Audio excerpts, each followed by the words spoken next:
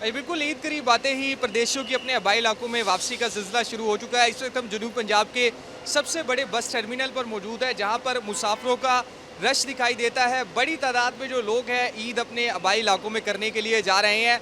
कुछ मुसाफिर हमारे साथ मौजूद है, इनसे हम जानते हैं, इनसे हम पूछते हैं। बताइएगा जी, किधर जा रहे हो ईद करने के लिए? कितनी खुशी है ईद अपने घर पे करोगे?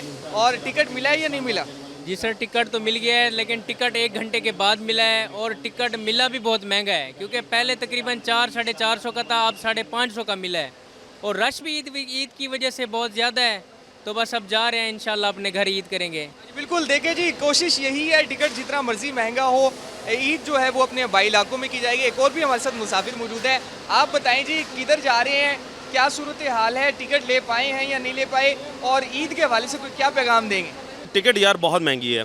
मैं रहीम यार खां जा रहा हूँ और मैंने तकरीबन कोई 2-3 महीने पहले जो है वो टिकट मैंने 1200 रुपये का ख़रीदा था, जो अब मुझे 1450 रुपये में मिल रहा है। और लाइनें काफ़ी लगी हुई हैं।